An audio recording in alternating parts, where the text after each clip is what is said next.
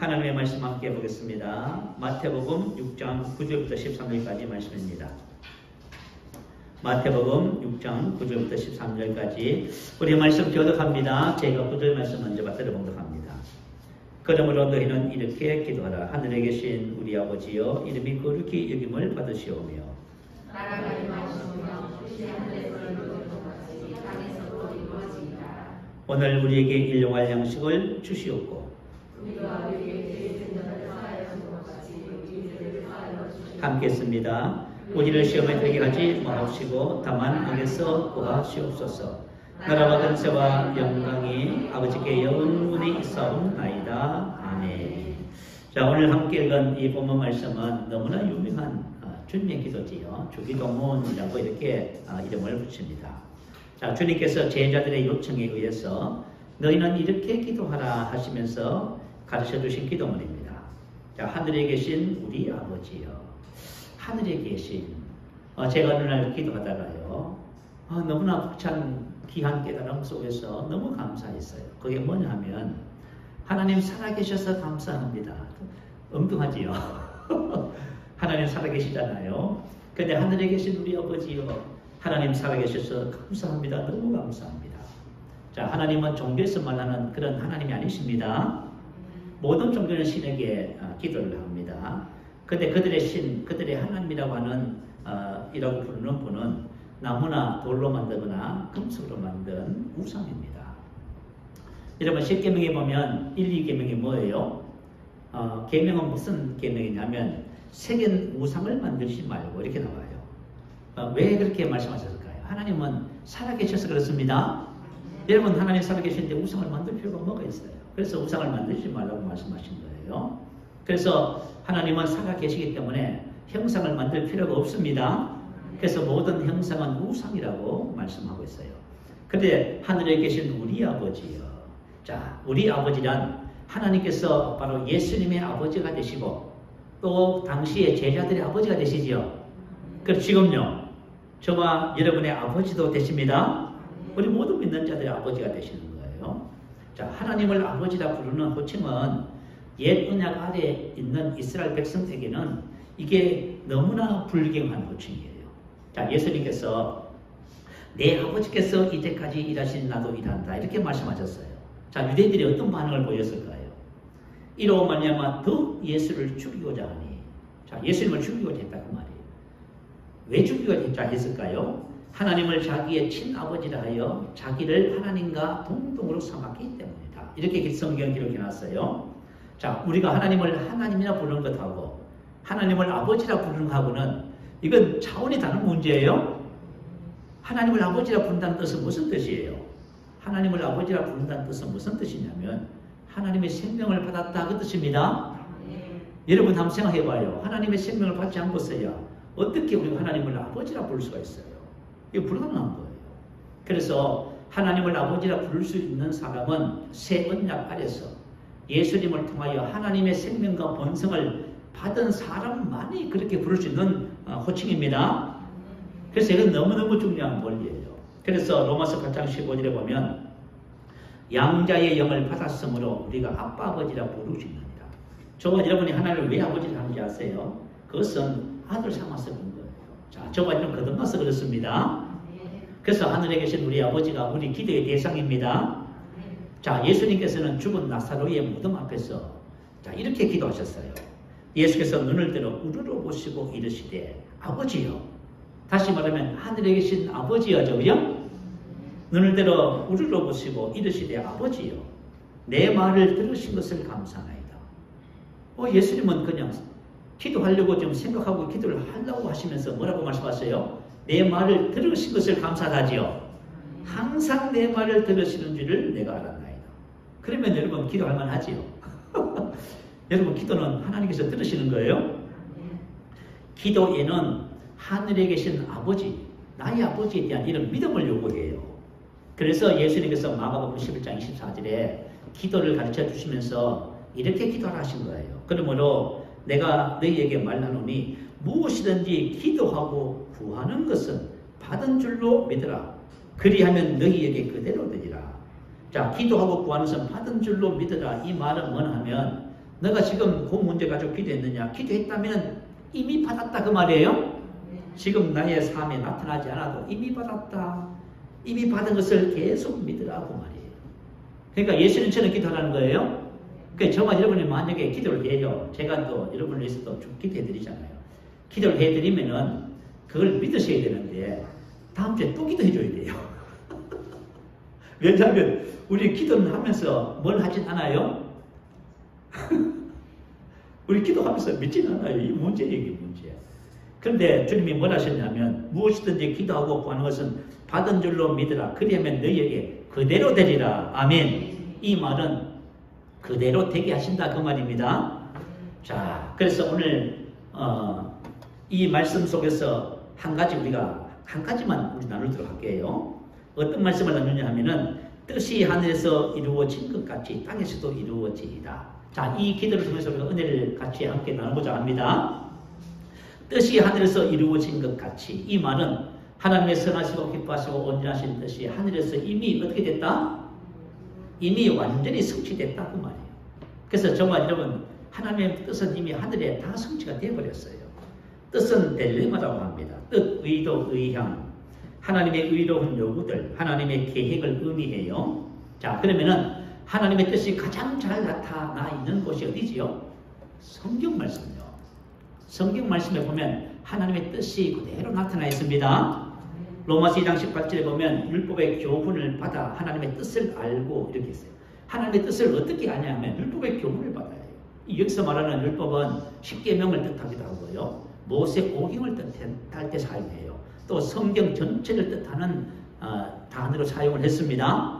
교훈을 받았다는 누구에게 가르침을 받았다고 말이에요. 그래서 저와 여러분이 하나님의 말씀의 가르침을 받으면 뭘 알 수가 있어요? 하나님의 뜻을 알게 됩니다. 어떤 사람들은 성경 말씀만 적혀놓고 하나님의 뜻을 가르쳐달라고 자꾸 기도해요. 자, 여러분, 남편들아 아내를 사랑할 때 주님께서 사랑하신 것처럼 사랑하라. 아내들아 남편들을 존중하고 복종하라. 죽게 하듯 하라. 이렇게 하셨어. 근데 뭘 자꾸 구해요? 그 뜻이 그래 있는데 항상 기뻐하라, 범사에 감사하라, 하나님의 뜻이라 하지요. 근데 우리 다 뜻을 자꾸 구해요. 이게 무슨 말이냐면 하나님의 말씀 속에는 하나님의 뜻이 그대로 반영되어 있습니다. 그래서 하나님의 뜻이 무엇인지, 하나님의 뜻이 하늘에서 어떻게 이루어졌는지 그걸 한번 살펴보겠습니다. 자, 하나님의 뜻입니다. 성경 전체에 나타난 하나님의 뜻이 뭘까요? 요한복음 6장 40절에 보니까요, 내 아버지의 뜻은, 자, 아버지의 뜻이 뭐냐면은 아들을 보고 믿는 자마다 영생을 얻는 이것입니다. 자, 하나님의 뜻이 뭐라고요? 예수를 믿는 자에게 영생을 주시는 거예요. 영생은 뭐예요? 영원한 생명, 조회. 하나님의 생명을 주시는 것이다 그 말이에요. 자, 그러면은 구약 성경의 핵심이 뭘까요? 구약 성경을 왜 기록했을까요? 구약 성경에는 다양한 이야기와 역사가 있어요. 그러면 구약 성경을 기록한 하나님의 뜻이 뭘까요? 그것은 영생이라고 기록을 해놨어요.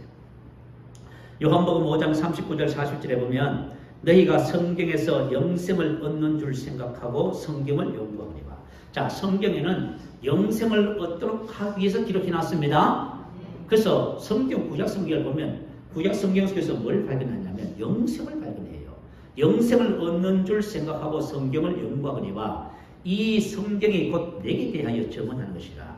그러나 너희가 영생을 얻기 위하여 내게 오기를 원하지 아니하는도다. 세상을 향하신 하나님의 뜻은 영생을 주시는 것이고 구약 성경의 기록 목적은 바로 영생입니다. 근데 이것을 예수님이 이 땅에 오셨을 적에 누가 알았을까요? 매일 성경을 보는 유대인들, 성경 모세오경을 다 외우는 유대인들, 바리새인들이 하나님의 뜻을 알았을까요? 몰랐다고요. 너무 이상하죠. 우리가 지금 성경을 매일 신앙생활해요. 하나님의 뜻을 알고 신앙생활 할까요? 모르고 할까요? 알고 하면 복이 됩니다. 오늘 알고 해야지요. 모르고 하면 곤란하잖아요. 자, 요한복음 3장에 보면 니고데모라는 사람이 등장해요. 밤에 예수님을 찾아와서 신앙 상담을 했습니다. 그런데 이 니고데모는 유대인의 간원이랍니다. 다시 말하면 사내들인 간원, 지금에 말하면 국회의원과 같은 직책을 갖고 있어요. 그리고 이 사람은 바리새인이랍니다. 그리고 이스라엘의 성생이래요. 다시 말하면 구약 성경을 가르치는 성생입니다. 자, 이 사람이 예수님을 찾아와서 이렇게 말합니다. 랍비여, 우리가 당신은 하나님께로 오신 분이 분명합니다. 당신이 행하시는 이런 표적은 하나님께서 보내신 증거입니다. 이렇게 말을 했어요. 그러자 예수님께서 뭐라고 하냐? 진실로 진실로 내게 이르노니 사람이 거듭나지 아니하면 하나님 나라를 볼 수 없느니라. 이렇게 말씀했어요. 거듭난다. 거듭은 그죠? 위로부터 다시 새로이 난다. 그죠? 태어난다. 출생한다는 말이에요. 사람이 어떻게 다시 태어날 수 있어요? 그러니까 여러분, 자 보세요. 성경 말씀은 세상 사람들에게 성경을 이야기하잖아요. 그것을 이해한다는 것 자체가 무슨 일입니까? 성경은 이해를 초월하는 거예요. 여러분 한번 생각해보세요. 사람이 어떻게 다시 날 수 있습니까? 그러니까 이게 니고데모가 뭐라고 말해요? 듣고는 말이죠. 아마 머리에 망치 한 대 맞았을 것 같아요. 사람이 늙으면 어떻게 다시 날 수 있습니까? 내가 다시 어머니 뱃속에 모태에 들어갔다가 나올 수 있습니까? 이렇게 질문했습니다. 이게 바로 사람들의 질문이에요. 그러자 예수님께서 이렇게 말했어요. 진실로 진실로 내게 이르노니 사람이 물 즉 성령으로 나지 아니하면 하나님 나라에 들어갈 수 없느니라. 육으로 난 것은 육이요 영으로 난 것은 영이니 내가 내게 거듭나야 하겠다는 말을 이상히 여기지 말라. 자, 겟나오, 낙타, 출생, 출산 계속해서 태어나야 된다네요. 성경은 원래 구약 성경의 목적이 바로 하나님께서 생명 주시는 거잖아요. 이 생명 주시는 방법이 뭐예요? 새로 태어나는 거예요. 근데 이렇게 성경 말씀을 했는데도 불구하고 니고데모가 그것을 알아들었어요? 못 알아들었어요? 못 알아듣는 거지요. 오늘 우리가 예수 믿는 우리가 하나님의 뜻을 말씀을 전해도 못 알아들어요. 이게 큰 문제예요. 그죠? 그러자 니고데모가 어떻게 이러한 일이 있을 수 있습니까? 너는 이스라엘의 성생으로서 이러한 것들을 알지 못하느냐? 자, 니고데모는 구약 성경을 백성들에게 가르치면서도 자기도 뭘 몰랐어요? 생명을 주시는 하나님의 뜻을 몰랐다. 그러면 뭘 가르쳤어요? 여러분 성경 백날천을 보면 뭐 하겠어요? 이걸 말이죠. 백성들에게 막 열을 내서 가르쳤겠지요. 또 오늘 사모님께서 말씀하신 대로 또 좋다고 또 잔소리했겠지요. 그게 되게 웃기잖아. 우리가 신앙생활이 얼마나 웃긴지 아세요? 나도 모르고 가르치고 가르침을 받는 사람도 모르고 안 배운다고 또 말이죠. 열을 내고 막 이렇게 하고 있는 거죠. 그러니까 이게 말이죠. 이 심각한 문제가 있는 거지요. 그래서 영생을 주시는 하나님의 뜻을 몰랐기 때문에 니고데모가 예수님께서 하신 말씀은 이해가 안 되는 것이에요. 자, 그래서 예수님께서 니고데모에게 내가 인자가 왜 왔는지를 그 다음에 말씀해 주셔요. 모세가 강류에서 뱀을 든 것 같이 인자도 들려야 하리니. 자, 십자가에 죽으심을 말이에요. 이는 왜 예수님이 십자가에서 죽으셔야 되냐면 이는 그를 믿는 자마다 영생을 얻게 하려 하심이니라. 자, 예수님께서 이 땅에 오셔서 왜 죽어야 되는지 아시겠죠? 왜 십자가에 죽으셔야 되냐면 그래야만이 저와 여러분이 뭘 얻을 수 있어요? 영생을 얻을 수가 있어요. 유명한 말씀이지요. 하나님이 세상을 이처럼 사랑하사 독생자를 주셨으니 이는 그를 믿는 자마다 멸망치 않고 영생을 얻게 하려 하심이라. 아멘. 자, 이 말씀은 창세기 3장 15절 말씀과 일맥상통해요. 첫사람 아담과 하와는 하나님의 형상과 모양대로 지음을 받았습니다. 너무나 영광스러운 모습으로 지음을 받았지요. 흙으로 사람의 몸을 빚으시고 하나님의 영 생기를 코에 불어넣으셨답니다. 그래서 아담과 하와가 살아있는 혼이 됐어요. 자, 여러분 그러면은 한번 생각해봐요. 몸은 흙인데 그 속에 뭘 불어넣으셨다고요? 하나님의 영을 불어넣으셨다 그러죠? 그러면 하나님의 영이 계신 곳을 성경 뭐라고 표현해요? 성전이라 하지요. 고린도전서 3장 16절에 보면 너희는 너희가 하나님의 성전인 것과 하나님의 성령이 너희 안에 계신 것을 알지 못하느냐. 자, 하나님의 성령이 계신 곳이 바로 성전입니다. 근데 이렇게 영광스럽게 지음을 받은 아담과 하와가 죄를 범했잖아요. 그래서 로마서 3장 23절에 보면 모든 사람이 죄를 범하였으며 하나님의 영광에 이르지 못하더니 하나님의 영광을 상실했다. 하나님의 영광이 떠나버린 거예요. 그래서 영적으로 죽어버렸지요. 영적으로 죽어서 그죠? 지금 하나님의 생명을 잃어버린 아담과 하와에게 하나님이 주신 말씀이 바로 창세기 3장 15절입니다. 자, 창세기 3장 15절 말씀 한번 올려줘봐요. 같이 한번 읽어보십시다. 자, 시작. 내가 너로 여자와 원수가 되게 하고 내 후손도 여자의 후손과 원수가 되게 하니 여자의 후손은 내 머리를 상하게 할 것이요 너는 그의 발꿈치를 상하게 할 것이다. 자, 뱀의 후손과 여자의 후손인 예수님을 지금 얘기하고 있어요. 그래서 예수님은 오셔서 뱀의 머리를 상하게 하고 뱀은 여자의 후손의 발꿈치를 상하게 한다 그 말입니다. 그런데 이제 아담과 하와에게 아담에게 하나님께서 이것을 가지고 성경에서는 최초의 복음이라고 해요. 원시 복음. 자, 하나님께서 아담에게 복음을 들려주신 거예요. 이 말씀을 딱 들려주셨더니 아담이 뭘 했는지 아세요? 아내의 이름을 지었어요. 아담이 그의 아내의 이름을 하와라 불렀으니 그는 모든 산자의 의미가 됩니다. 자, 하와는 생명이란 뜻이에요. 자, 그러면 아담이 하나님의 말씀을 딱 듣고 나서 뭘 깨달았다고? 아, 하나님 생명을 주시려고 하시는구나. 할렐루야. 창세기 3장 15절부터 구약 성경의 핵심은 생명 주는 거예요. 바로 이 생명을 주시기 위해서 바로 예수님이 오신 겁니다. 그래서 모세가 강에서 뱀을 든 같이 인자도 들려야 하리니, 그죠? 이는 그를 믿는 자에게 영생을 얻게 하려 하십니다. 생명을 주시려고. 자, 여러분 한번 생각해봐요. 예수님께서 인류에게 생명을 주시기 위해서 무엇 때문에 십자가에 달리려 했을까요? 그 두 가지 이유 때문이라고 성경 기록해요. 첫 번째는 사단의 근세에서 하나님께 돌아오도록 하기 위해서입니다.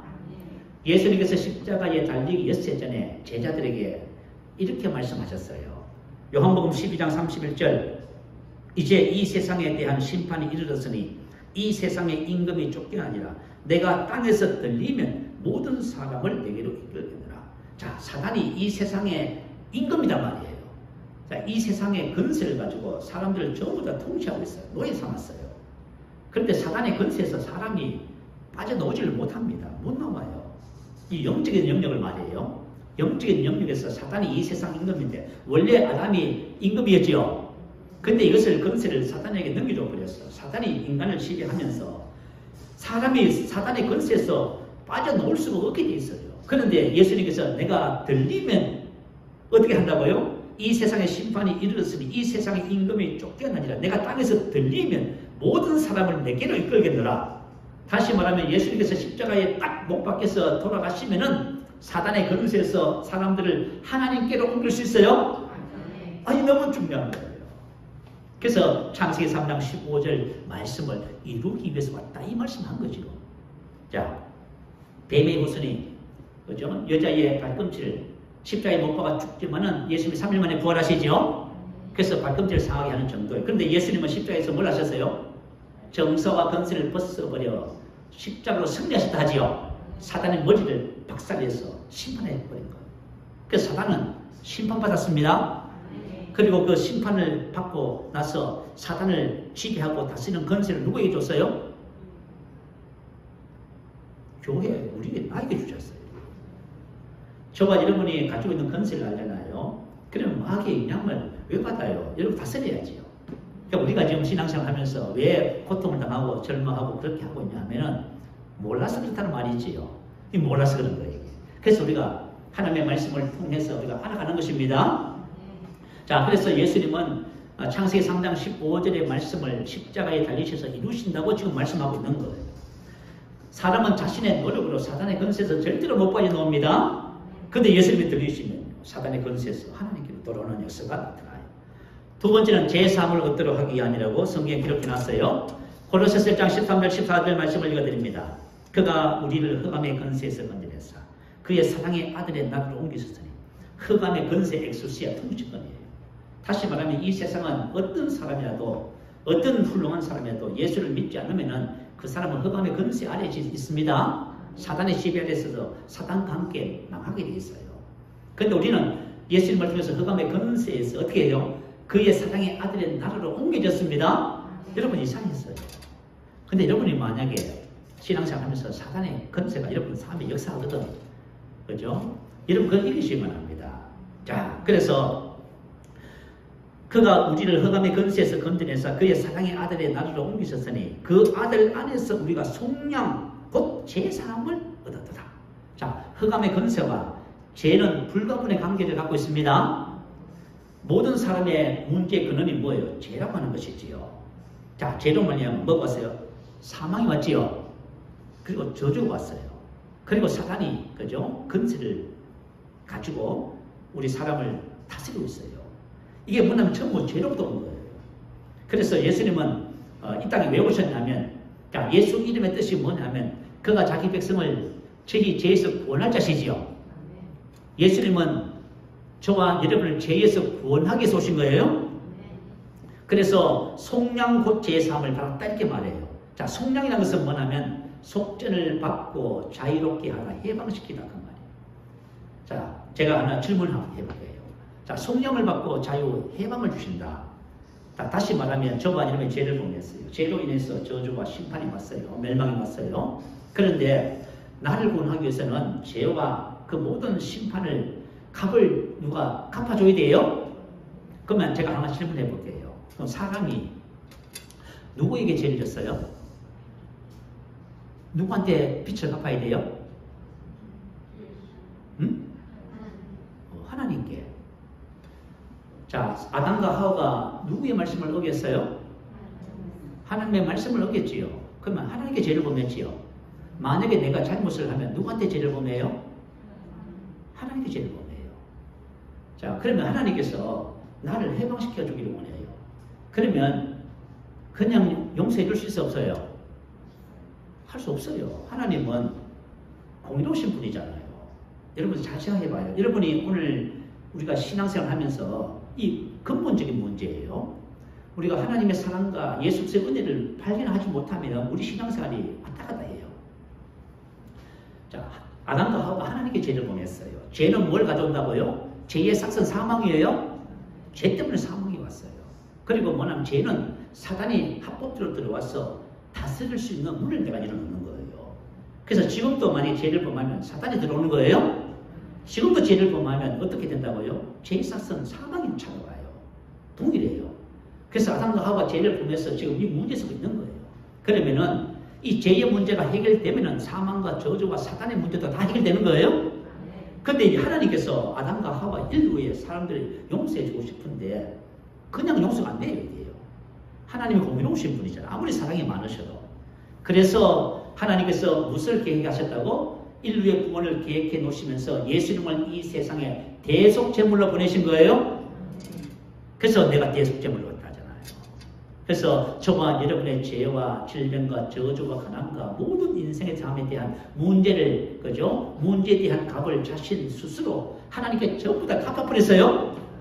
그래서 우리가 뭐는 해방됐다. 속량고 제삼을 받았다. 아페시스.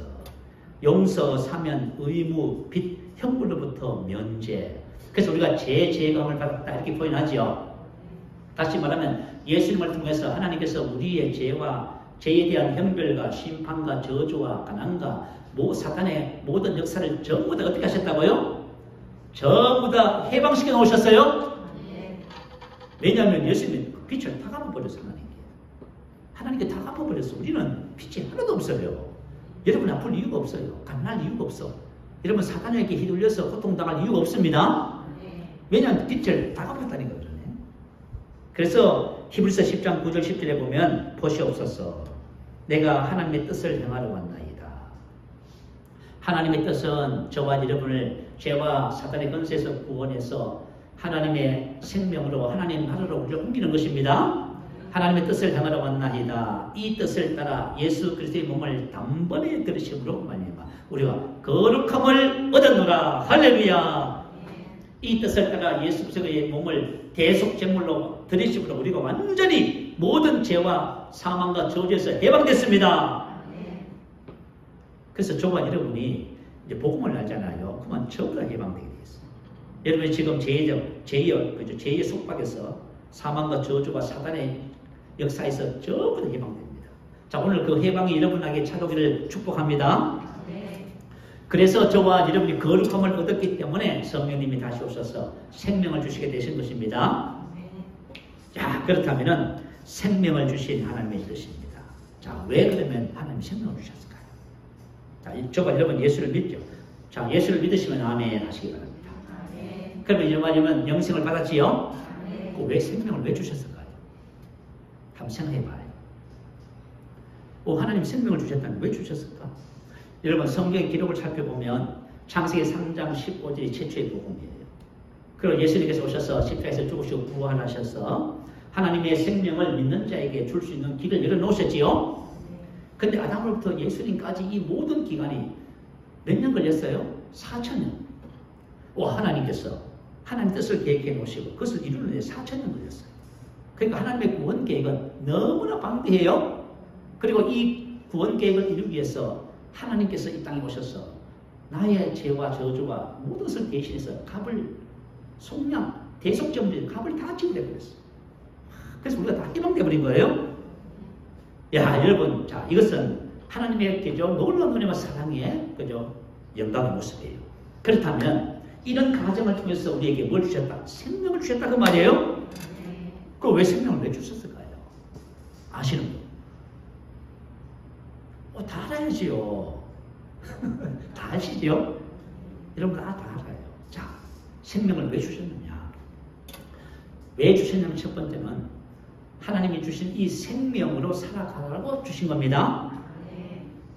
여러분 생명을 소유한 것하고 이 생명을 살아가는 것하고는 이건 뭐라고 말할까요? 너무나 다르지요. 이건 차원이 다르지요. 생명을 가지고 있는데 내가 만약 생명을 안 산다. 이건 아이가 생명이 있음을 알지 못해서 그런 거예요. 자, 하나님 왜 생명을 주냐? 이 생명을 살아가라고 주신 거예요. 하나님의 생명으로 살아가는 삶을 뭐가 잃어버렸어요? 교회가 잃어버렸어요. 우리가 잃어버렸어. 그러니까 아무리 열심을 내도 열매가 없어요. 아무리 열심을 내도, 그죠? 하나님의 말씀대로 살아갈 수가 없어요. 아무리 열심을 내도 저와 여러분이 그죠? 이 생명의 열매를 못 맺게 돼 있어요. 왜냐하면 생명으로 사는 법을 잃어버렸어요. 로마서 6장 4절에 보니까요. 우리도 또한 새 생명 가운데 행하게 하려냐. 새 생명 안에서 행하게 편입한대요. 자, 우리의 생활 방식을 말해요. 자, 새로운 피조물의 하나님의 아들의 새로운 삶의 방식은 새 생명 안에서 사는 거예요. 내가 만약에 하나님의 생명을 산다면 이 땅에 예수님처럼 살겠지요. 그럼 예수님처럼 안 산다는 말은 뭐냐면 하나님의 생명을 주셨는데 생명을 왜 주셨는지 모른다 그 말이잖아요. 이게 우리의 가장 근본적인 문제예요. 하나님의 생명을 살 때 우리는 하나님의 아들의 삶을 살아요. 열매를 맺고요. 성령의 삶을 살아요. 그런데 우리가 이 같은 것을 알지 못하고 신앙생활을 하잖아요. 그러면 도덕적, 율법적 삶을 살아요. 그래서 늘 잘하면 좋고 못하면 죄책감받고 계속 이렇게 하고 있어요. 왜 그러냐면은 하나님이 생명 주셨는데 생명을 사는 것은 배우지 못해서 그래요. 자, 두 번째. 왜 하나님께서 생명을 주셨냐면 예수님과 함께 세상을 정복하고 다스리도록 하기 위해서 주셨어요. 여러분 멋있잖아요. 우리가 눈만 뜨면 세상의 영향을 받잖아. 참 생각해봐. 여러분 눈 뜨면 그죠? 환경과 상황과 문제와 사람이 영향을 계속 돈에 영향받지, 건강에 영향받지, 코로나19에 영향받지요. 온 세상의 사람들이 영향을 받아서 살아가요 지금 전부 다. 그런데 영향을 받는 삶이 아니라 예수님과 함께 세상을 정복하고 다스리는 삶을 살도록 생명을 주셨어요. 로마서 5장 10절에 기록해 놨네요. 한 사람의 범죄로 말미암아 사망이 그 한 사람을 통하여 왕노릇하였은즉. 그러니까 뭐냐면 모든 사람은 이렇게 사망의 지배를 받고 살아요. 더욱 은혜와 의의 선물을 넘치게 받는 자들 한 분 예수 그리스도를 통하여 생명 안에서 왕노릇하리로다. 아멘. 이 하나님의 아들의 삶이에요. 한 분 예수님을 통하여 생명 안에서 왕노릇하리로다. 우리 다스리는 삶을 산다. 다스리기 위해서는 정복해야 돼요. 정복해야만 다스리는 거예요. 그죠? 그래서 저와 여러분이 한 분 예수님을 통하여 이게 바로 새로운 피조물의 삶이에요. 자, 예수님께서 어떤 삶을 사셨냐면 아버지와 나는 하나이다 그러셨어요. 우리도 예수님과 하나지요. 그러면서 내가 아버지를 통하여 선한 일을 너희에게 보이거늘. 우리가 예수님을 통하여 사는 삶이 저와 여러분의 삶, 하나님의 아들의 삶이에요. 그런데 왜 생명을 주셨냐면 이 두 가지를 위해서 주신 거예요.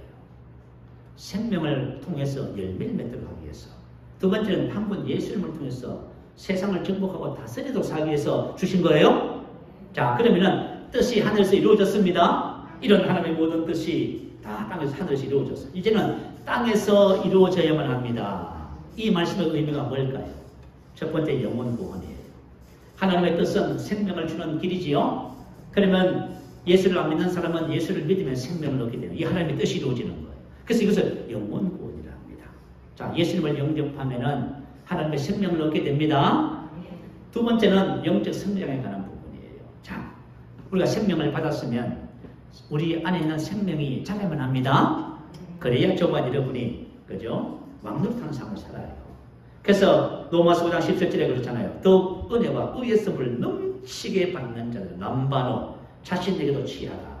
은혜와 의의 선물을 알고 그것을 자신에게로 취하는 사람은 한번 예수님을 통하여 생명에서 왕노릇하는 삶을 살아요. 이것은 우리가 영적으로 성장해야 된다 그 말이에요.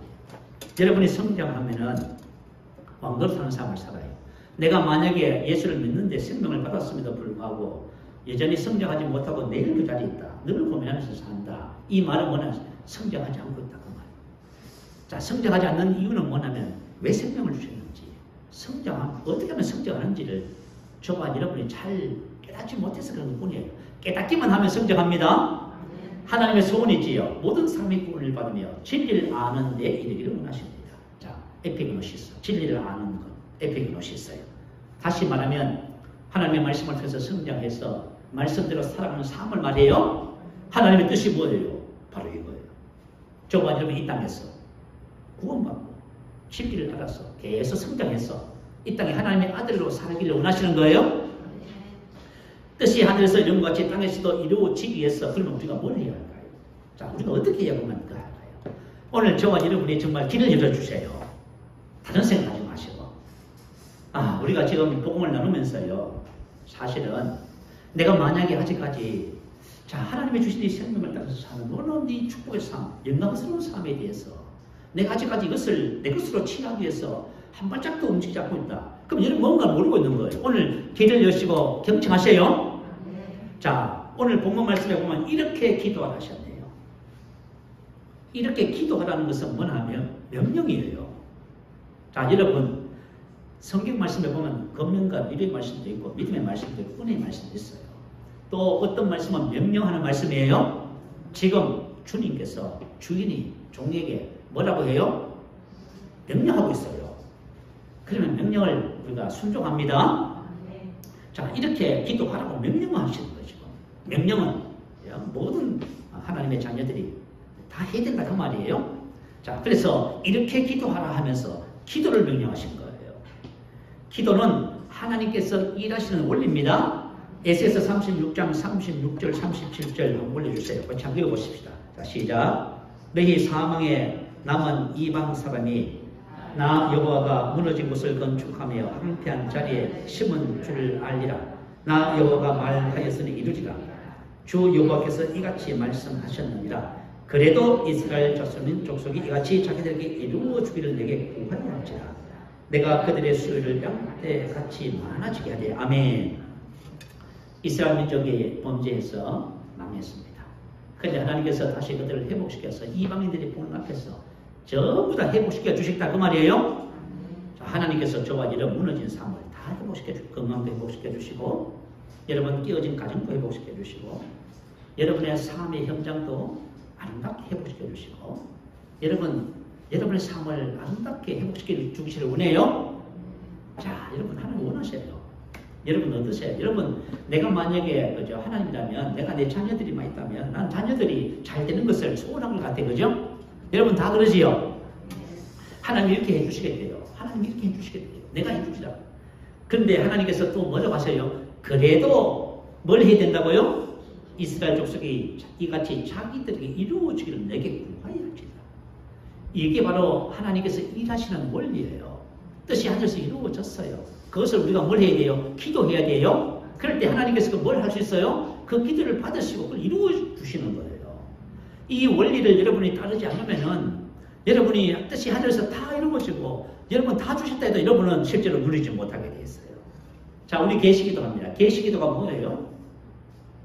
하나님 주신 거 알게 달라는 거죠. 여러분 봐요. 왜 계시기도를 하냐면 다 주셨다면서 뭐 기도해? 계시기도 하잖아요. 사도 바울이 중국이다 하잖아요. 그래도 이것이 이루어지기를 구하여야 한다고 하잖아요. 그래서 계시기도가 하나님의 원리를 통한 기도예요. 자, 특별히 마태복음 10장에 보면 예수님께서 추수할 12명의 제자를 그죠? 뽑으십니다. 그리고 2사람씩 각처로 보내면서 추수를 보내요. 그런데 그 전에 주님이 뭘 하라고 하셨는지 아세요? 제자들에게 기도하라고 말씀하셨어요. 자, 어떻게 하냐 이렇게 말씀하셨어요. 자, 추수할 것은 많대. 추수하는 일꾼이 적으니 추수하는 주인에게 청하여 기도하여 그 말이에요. 추수할 일꾼을 보내어 주소서 하나 하셨어요. 자, 제자들에게 지금 뭐냐면 기도하라고 명령하시는 거예요. 그랬더니 어떤 사람은 기도하고 어떤 사람은 바빠서 못하고 어떤 사람은 게을러서 못하고 어떤 사람은 뭐예요? 시간을 쪼개서 열심히 기도했어요. 그런데 하나님께서는 어떤 사람을 뽑았을까요? 기도하는 사람.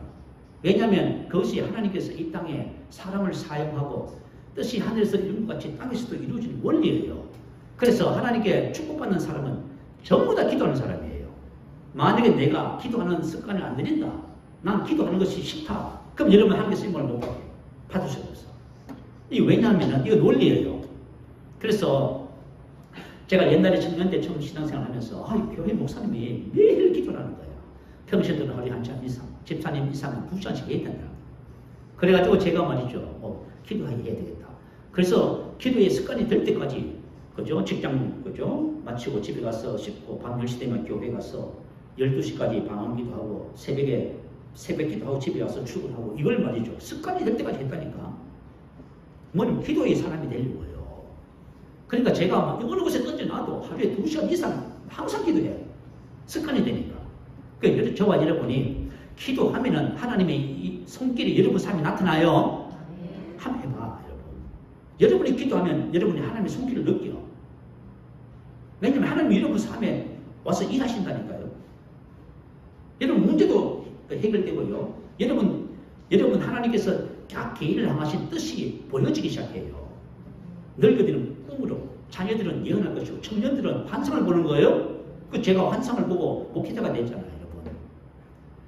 그래서 하나님께서는 일을 하실 때에 어떤 사람을 통해서 일하시면 기도하라고 명령하시고 기도하는 사람을 통해서 일하시기 시작하는 거예요. 자, 저와 여러분이 진리를 알기를 원하시면 아멘 하시기 바래요. 그러면 저번에 뭘 해야 돼요? 계시기도 방언기도 하셔야 돼요. 말씀을 따라서 방언기도 하고 계시기도 하면은 여러분이 진리를 이제부터 알게 되고 영적으로 성장하게 돼 있어요. 자, 두 번째는 우리가 뭘 해야 되냐면 그리스도의 말씀을 숙고해야만 합니다. 이게 바로 성장의 비밀이에요. 디모데후서 2장 7절에 보면 내가 말하는 것을 생각해 보라. 주께서 범사에 내게 총명을 주시다. 이렇게 기록했어요. 내 말하는 것을 사도 바울이 전한 복음을 말해요. 너 복음을 심사숙고해라 그 말 생각하다. 그죠? 숙고하다, 주의하다, 깊이 생각하고 그 의미를 충분히 파악하는 것을 의미해요. 자, 우리가 말씀의 실주도 펴놓고요. 그 말씀이 그죠? 내 마음판에 이해가 되고 내가 그것을 고백하고 그것을 내 삶에 적용할 때까지 깊이 심사숙고하는 거예요. 그러면 주께서 범사에 내게 총명을 주시는 거예요. 이것을 하면은 모든 사람에게 이해력과 통찰력을 주신다 그 말이에요. 하나님께서 우리에게 필요한 이해력과 통찰력을 주셔서 그 말씀의 의미를 잘 알 수 있도록 인도하신다 그 말이에요. 내가 하나님의 말씀에 대한 이해가 왔어요. 그러면 이 이해는 그 하나님의 말씀을 나의 삶에 적용할 수 있는 길이에요. 여러분이 말씀을 아무리 들어도 여러분이 말씀을 이해하지 않으면 깨닫고 인식하지 않으면 말씀은 여러분 삶하고 이만큼 떨어져 있어. 아무 상관없어. 근데 내가 말씀을 딱 알잖아요. 그러면 삶을 딱 적용해. 질병이 딱 오잖아요. 그러면 예수님은 질병을 딱, 그죠? 맺어버려요. 근데 말씀을 모르면요. 그럼 못하는 거예요, 여러분. 그래서 저와 여러분이 이해는 왜 중요하면 가지고 있는 지식을 적용할 수 있게 하는 거예요. 자, 우리가 하나님의 말씀에 대한 지식을 이해해서 적용하면은 어떤 일이 벌어져요? 저와 여러분 영적으로 성장하게 돼 있어요. 생명을 어때 풍성해지는 거예요. 그런데 여러분의 삶이 생명을 사는 삶으로 이렇게 옮겨지는 거예요, 여러분. 한번 생각해 보세요. 생명을 주셨는데, 생명을 사는 것도 모르고, 생명을 살려고 아무도 행복하지 않고 있으면 어떡할 거예요? 내가 생명을 받아서, 말씀이 영이요 생명이기 때문에, 말씀을 심사숙고하면, 말씀에 대한 이해력이 증가되면서 그것을 삶에 적용해서 생명을 어때 풍성해지는 거예요? 그래서 여러분들이 생명을 따라서 여러분 삶 속에 열매를 맺고 다스리는 삶이 가능해지게 되는 거예요. 자, 우리 새생명교회 모든 지체들은 이와 같이 영적으로 성장하게 되시길 바랍니다. 세 번째 우리가 해야 할 일은 뭐냐면 땅에서 메고 푸는 일이에요.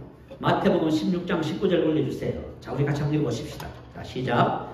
내가 천국 열쇠를 내게 주리니 내가 땅에서 무엇이든지 매면 하늘에서도 매일 것이요 내가 땅에서 무엇이든지 풀면 하늘에서도 풀리지라. 자, 이것은 뭐냐면 입의 건설이 말이에요. 자, 우리가 입을 가지고 있지요. 근데 입은 놀라워요. 죽고 사는 것이 혀의 건설에 달렸다 하지요. 하나님께서 왜 우리가 입을 가지고 이 건설을 사용하라고 하냐면 입을 가지고 건설을 사용할 때 하나님께서 말씀하신 하늘에서 이루어진 것이 땅에 이루어지는 거예요. 자, 천국 열쇠를 내게 주리니 내가 땅에서 무엇이든지 매면 하늘에서도 매일 것이요 내가 땅에서 무엇이든지 풀면 하늘에서 풀리리라. 이 말씀의 의미는 하늘에서는 이미 모든 것이 풀려 있고 또한 모든 것이 매여 있다 그 말씀입니다. 자, 매일 것이요 풀릴 것이요 왈로 수동태. 자, 하늘에서 매일 것이요 하늘에서 풀릴 것이요 왈로 수동태로 헬라어로 기록해 놨어요. 이 말은 뭐냐면 왈로 수동태는 이미 완성됐다 그 말이에요. 이미 완성된 것이 지금도 계속 완성되어 있다 그 말이에요. 그 수동태는 뭔 뜻이에요? 하나님께서 뜻을 계획하시고 예수님의 뜻을 다 이루어놨다 그 말이에요. 저와 여러분이 지금 이 땅에서 풀고 매는 것은 이미 다 이루어진 것을 풀고 매는 거예요. 안 된 것을 뭐 되게 하고 그런 거 없어요, 여러분. 만약에 저와 여러분이 안 된 것을 되게 한다고 한번 생각해 보세요. 그러면 그걸 어떻게 할 수 못하는 거지요. 근데 이미 하늘에서는 다 매여있고 풀려 있습니다. 매였다는 것은 뭐냐면 묶다, 결박하고 속박하는 것을 말해요. 풀었다, 니오, 풀다, 풀어놓다, 해방하다, 자유롭게 하다, 구원에 대해서 사용해 놨어요. 자, 그러면 예수님께서 하늘에 묶어놓은 것이 뭘까요? 예수님께서 가시면서 사단을 어떻게 다 하죠? 포로로 결박했다 하죠? 이미 하늘에서는 사단이 뭐 했어요? 결박당했어요. 근데 여러분 사단한테 괴로움을 당하고 있지요. 그죠? 사단이 역사합니다. 우리 사람 속에 사단이 숨어 있어요. 여러분이 영으로 충만해서 막 뜨겁게 기도하면 여러분 속에 있는 정체가 다 나와. 근데 몰라요, 전부 다. 악한 영들이 우리의 허물과 죄와 상처와 모든 것을 통해서 우리 속에 숨어 있는 것들이 많이 있어요.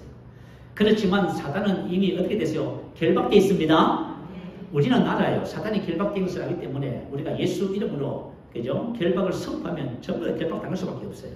자, 사단이 결박되어 있고 죄와 사망이 결박되어 있습니다. 율법의 저주가 결박되어 있고요. 모든 종류의 질병과 가난을 결박하셨습니다. 다시 말하면 이전 것은 우리의 삶에 역사하는 모든 것이 불법입니다. 왜 그래요? 예수님께서 값을 다 지불했잖아요. 법적으로. 하늘의 법이 구하면 예수님께서 대속법에 구하면 속량을 해서 다 지불해버렸어요. 그래서 뜻이 하늘에서 다 이루어졌습니다. 그걸 가지고 우리가 뭐 해요? 이 땅에서 풀고 내는 거예요. 자, 그럼 풀어놓은 것이 뭘까요? 성령의 임재를 풀어놨어요. 기름부음이라죠. 여러분, 제가 아는 그죠? 목사님 한 분 계세요. 여자 목사님이신데요. 이분은 성령의 임재를 풀어놓는 것에 탁월해요. 이분은 어느 곳에 가든지 간에 그곳에 뭘 풀어요? 성령의 임재, 기름부음을 풀어놔요. 한 번은 이분이 그죠? 비행기를 탔대요. 그죠? 한 10시간 이상 가야 하는, 오랜 시간 가야 하는 비행기인데요. 갓난아기가 울기 시작한 거예요. 그러니까 엄마가 아무리 달래다는데요. 그러니까 주변 사람들에게 정말 피가 되잖아요. 다 쉬고, 전부 다 뭐 잠을 주무시고 청하고 이렇게 해야 되는데요. 그래서 거기서 일하시는 스튜디오스를 합니까? 와서 애를 그죠? 아무리 뭘 어떻게 해도 방법이 없어요. 계속 침을 대고 울고 막 그렇게 합니다. 근데 이 사모님은 알아요. 어떻게 하는지 알아요. 어떻게 해요? 성령이 이제 기름부음을 풀어놔요. 그래서 이 사모님이 그죠? 성령의 임재와 기름 부음을 풀어놓고 성령님이 임하셔서 어린아이들을 만져달라고 기도하시고 나서 가서 애를 그죠? 제가 한번 해보겠습니다 하고 안았어요. 그러니까 애가 어떻게 됐어요? 금방 울음을 뚝 꺼쳤어. 그죠? 자, 하나님께서 저와 여러분은 우리는 하나님의 성전으로서 하나님의 성령을 온 세상에 운반하는 자들이에요. 저와 여러분이 직장에 가면 성령님이 직장에 함께 가요. 또 여러분 그거 하지 뭐 하실래요? 하나님의 성령의 기름 부음이 그곳에 임하면 평화가 임해요. 어둠이 떠나가요. 무슨 알겠지요? 그 저와 여러분이 뭘 해야 되냐면 여러분 안에 있는 성령의 기름 부음을 풀어놓으셔야 돼요. 만약에 복잡한 일이 생기고 분쟁이 생긴다. 그러면 뭘 하셔야 돼요? 성령의 기름 부음을 풀어놓으셔야 됩니다. 그래가지고 그 애가 잠잠하게 돼서 엄마에게 주고 세간세간 자들이에요. 그래서 비행기를 타고 오면서까지 그 스튜디오스가 고맙다면서 계속 서비스를 해줘요. 여러분, 저와 여러분이 지금 하나님께서 성령의 임재를 풀어서 우리에게 다 주신 거예요? 우리가 성령의 임재를 풀면은요, 어떻게 돼요? 풀어지게 돼 있어요, 여러분. 그리고 여러분 안에 있는 생명을 어떻게 해야 돼요? 생명을 풀어놓으셔야 됩니다. 여러분들이 그죠? 짜증나. 연약해, 피곤해. 여러분 안에 있는 생명을 풀어놓으셔야 돼요, 여러분. 할렐루야. 여러분 안에 있는 생명을 풀어놓으면 생명이 우리의 지혜가 되고 능력이 되는 거예요. 우리의 건강이 되고 우리의 축복이 됩니다. 우리의 의와 거룩한 열매가 되는 거예요. 그래서 우리는 그죠? 내 안에 있는 생명을 풀어놓습니다. 예수님으로 생명을 풀어놓습니다. 그리고 우리는 아브라함의 복을 풀어놓습니다. 우리는 이 세상의 한복이에요.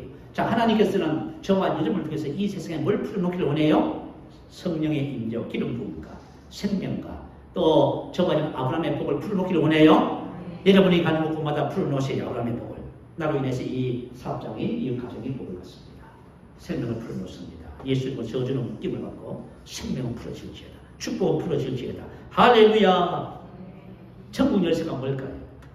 이사야서 22장 22절에 내가 또 다윗의 집의 열쇠를 그의 어깨에 두리니 그가 열면 닫을 자가 없겠고 닫으면 열 자가 없으리라. 다윗의 집의 열쇠. 이것은 뭐냐면 이제 예수님께서 이 땅에 오시면은 그죠? 다윗의 후손으로 오실 예수님의 절대 주권을 말하고 있는 거예요. 여기서 열쇠는 뭐냐면 청지기에 맡겨진 그죠? 정권을 말해요. 청지기, 내가 창고를 관리하는 청지기가 됐어. 나에게 열쇠가 주어졌어. 그러면 내가 열고 다 하는 거예요. 그죠? 이걸 말해요. 그러면 야, 여러분 한번 생각해봐요. 하나님의 나라 천국에 곳간이 있어. 천국의 곳간을 열고 닫는 것은 누가 해요? 저와 여러분이 하는 거예요. 저와 여러분에게 예수님께서 이것을 교회에 임하셨지요? 교회가 뭐예요? 천국 열쇠를 내게 준다는 말은 교회 준다는 말이에요. 내 교회를 세우리라. 음부의 권세를 이기지 못하리라. 천국 열쇠를 주노니. 이 천국 열쇠는 영적인 건데요. 그것은 이 영적 영역에 관계되어 있어요. 그래서 천국 열쇠를 이제는 주님께서 가지고 계셨다가 그것을 우리에게 지금 임해 주시는 거예요. 그래서 여러분 누가복음 10장 19절에 이렇게 말씀하셨어요. 내가 너희에게 뱀과 정갈을 밟으며 원수의 모든 능력을 제거할 권능 엑소시아 통치권 건세를 주신 거예요. 무슨 말인지 알겠지요? 주었으니 너희를 해할 자가 결코 없으리라. 그래서 저와 여러분 우리의 삶에 사단, 저주, 질병, 가난, 죄 이런 것들이 역사하면 어떻게 해야 돼요? 예수 이름으로 그걸 결박해야지요. 그 묶어버려야지 여러분. 역사는 사단은 결박을 받을지어다. 산은 옮겨질지어다. 하나님께서 건세 주셨다니까요. 그리고 나서 뭘 해요? 우리가 하나님 하늘에 이미 풀려있는 것을 저와 여러분이 예수 이름의 건세를 가지고 풀어놓으셔야 됩니다. 평안은 풀어질지어다. 축복은 풀어질지어다. 여러분 이걸 하라는 거예요. 이걸 하면은 저와 여러분이 정말 여러분 삶에서 우리가 왕같은 제사장의 삶을 사는 거예요? 이야, 우리는 이미 하늘에 매여 있는 것을 그죠? 이미 다 매이고 다 풀려있어요. 이미 다 끝장났어요. 이제 우리가 예수님의 건세를 가지고 천국 열쇠를 가지고 그것을 우리가 땅에서 실행하는 자입니다. 이게 누구예요? 정권을 가진 왕이잖아요. 그래서 왕같은 제사장이라고 한 거예요. 저와 여러분에게 왕의 건세를 주신 거예요. 자, 내가 너에게 뱀과 정갈을 밟으며 원수의 모든 능력을 제거할 권능, 건세, 엑수시아를 말이에요. 그것을 주었다고 말이에요. 그러니까 저와 여러분 준 것을 이제 사용하면 됩니다. 자, 그래서 저와 여러분의 신앙생활이 그죠? 바로 오늘 기도 제목 속에서 발견하셔야 돼요. 하늘에 계신 우리 아버지여, 뜻이 하늘에서 이룬 것이 땅에서도 이루어집니다. 뜻이 하늘에서 이루어졌어요. 땅에서도 이루어져요. 하나님은 모든 사람이 구원받고 있어요. 그러면 여러분들 어떻게 해야 할까요? 여러분 구원받지 못한 여러분 남편들을 위해서 여러분 중보기도 하셔야 됩니다. 그래야 여러분 남편들이 구원받습니다. 그리고 저와 여러분 믿음이 성장하지 않거든 계시도 방언기도 하셔요. 그러면 저와 여러분 영적으로 성장하는 문이 열립니다. 우리 이제 새로 오신 원사님 그러시더라고요. 그죠? 방언기도를 많이 하게 된대요. 그랬더니 성경 말씀이 이제 깨달아지더래요. 맞아요, 여러분. 하나님의 말씀을 여러분들이 본다고 해서 이걸 알 수 있다? No, 알 수 없어요. 근데 성령께서 우리 눈을 열어주셔야만 아는 거예요.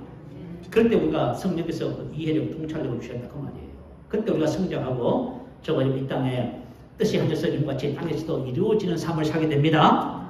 오늘 함께 말씀을 우리가 나누었습니다. 오늘 이 말씀의 원리를 따라서 여러분 신앙생활을 하시기를 축복합니다. 자, 말씀에 따라 우리 할렐루야 한번 부르시고 함께 기도합니다. 할렐루야.